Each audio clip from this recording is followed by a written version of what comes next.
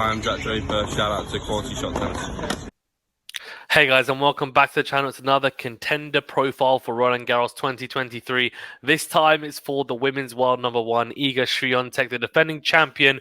We're going to be getting into it, talking about her route to the final, also her most recent results, her play style, why is she so good on the clay, and also talk about her career win ratio as well on the surface. On top of that, we're going to look at her most recent results at Roland Garros all throughout her career, and then finishing off, I'm going to talk about her play style and also give you guys a little bit of an insight into where I think she's going to finish up in this tournament, what's going to be my prediction on how she's going to perform at the Slam.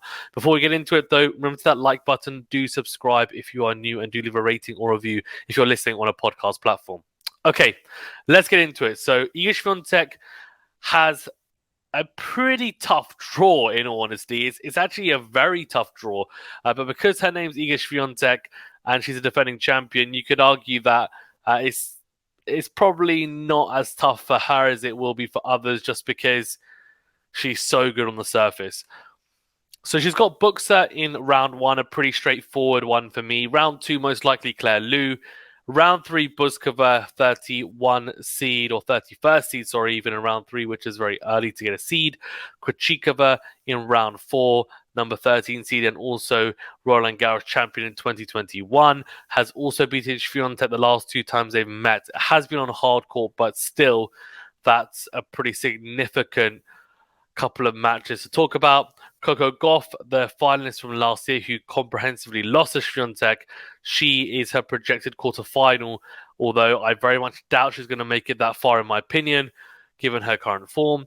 Semi-final of Rybakina, number 4 seed Rybakina, ended up getting the win over Swiatek in Rome, but that was because Swiatek had to retire. The scoreline was 1-all and 2-all in the deciding set. Rybakina has beaten her twice on hard court this year and is proving to be a pretty tough matchup for the Pole. Sabalenka in the final is the final projected matchup, and if Sabalenka was to make the final, she would go into it the underdog, no doubt, but does have a clay court win over Swiatek after beating her in Madrid. Madrid, very different conditions, of course, to Roland Garros, high altitude, very quick in comparison to the slow clay courts that Roland Garros has on offer, more similar, you would say, to Rome.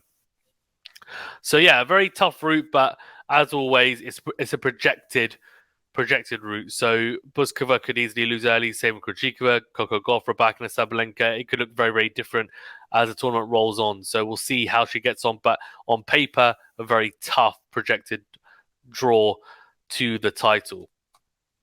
So then let's look at her most recent results. So you can see here the retirement against Rybakina. That was her last match. She had to pull out because of a thigh injury, which is strapped up. The big question mark around her going into Roland Garros is how bad is that injury? Now, she's pretty confident she's going to be fully fit, and she has been training. She's been hitting from what I know. So positive signs. I think it was more a precautionary measure more than anything. I think it was an injury, but she knew that Roland Garros was very soon, and there's no need to push herself to potentially get injured even more, so that she was going to miss a Grand Slam where she feels the most comfortable at and has won it twice. Before that, she has been some decent names. You can see a couple of bagels there as well. Pavlyuchenkova double bageled her in round two of that. Sabalenka, you can see, lost to her in the Madrid final 6-3, 3-6, 6-3. Beat Kudermetova. But then before that, she won the Porsche Tennis Grand Prix, or Stuttgart title, beating some really good players. Zheng Xinwen, Pliskova, Jabeur, Sabalenka. You know, I think her only two losses to Sabalenka and Rybakina, and those three players, including herself, have really been the ones to beat. They have been at the top of the women's game this year so far, and they've definitely distanced themselves, in my opinion, from the rest of the batch. So yeah, only two losses in this clay court swing so far. One retirement, one in Madrid in the final against a big server in quick conditions. Doesn't make bad reading whatsoever. In terms of her results at Roland Garros, well, interestingly, she has only ever played Roland Garros 4 times, even. She made a fourth round in 2019, won it in 2020, quarterfinals of 2021, where she lost to Krejcikova, who went on to win the title, and then won it in 2022. So has a very good record, and it's her best slam by by a mile. And she's only 21; she's very young still. She actually played doubles in Roland Garros. Ironically, you can see that she only played one other doubles in a Grand Slam, which was in 2019 at the US Open. Made a second round. At Roland Garros, she made the 2020 and 2021 doubles for Roland Garros. She was part of it. Made the semifinals in 2020 when she went on to win it that year. Her maiden Grand Slam title. Next year was a runner-up. That year, she made the quarterfinals in the singles. Not bad whatsoever. Right, let's then talk about finally her overall record on clay. And it's an incredibly impressive 86.3% on clay. It will be high at Roland Garros, of course, but 101 wins to 16 losses is incredibly good. You can see there her final round breakdown 20-4, which is again very impressive. Grand Slam record 81.4%, generally speaking, so in all slams, very, very good.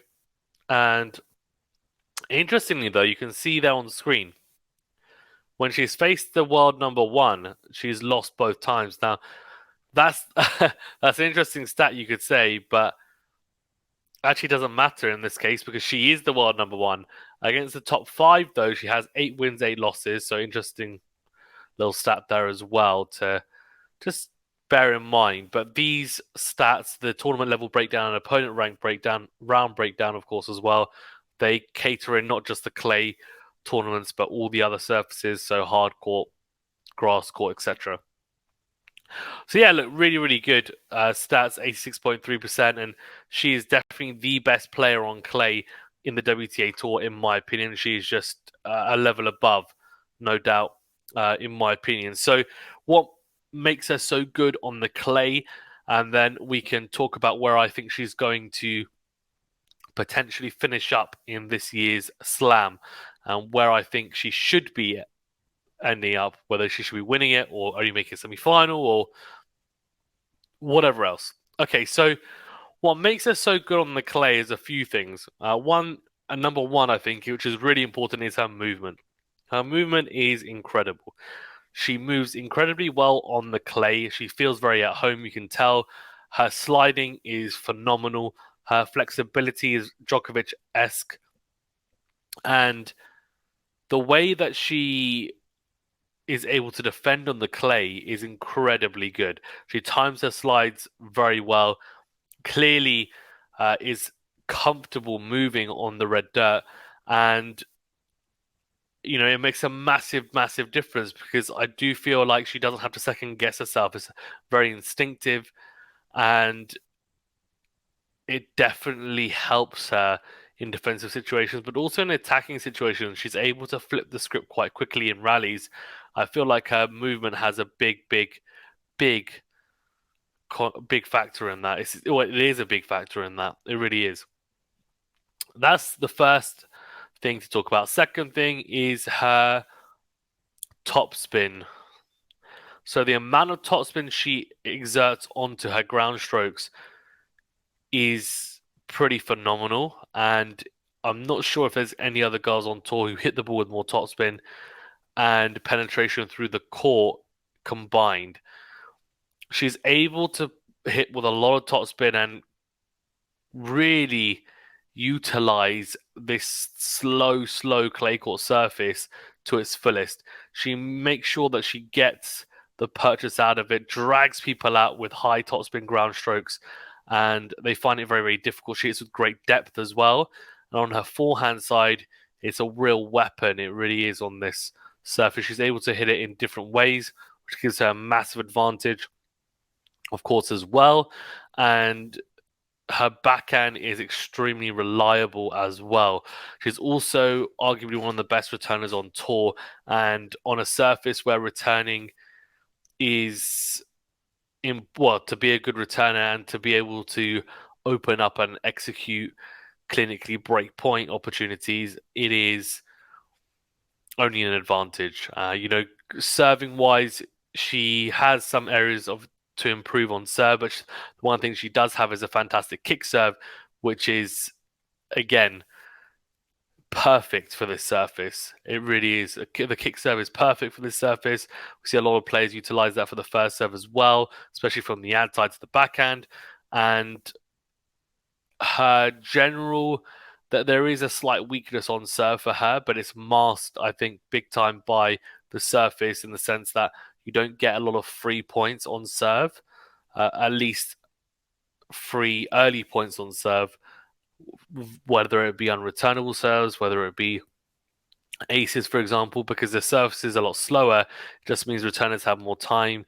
They're able to make a lot more returns for one, and two, they give themselves better opportunities to then get on the front foot themselves in the return game. So something to bear in mind. And on clay, you don't tend to come forward too much and volley, and that's one area she's working on.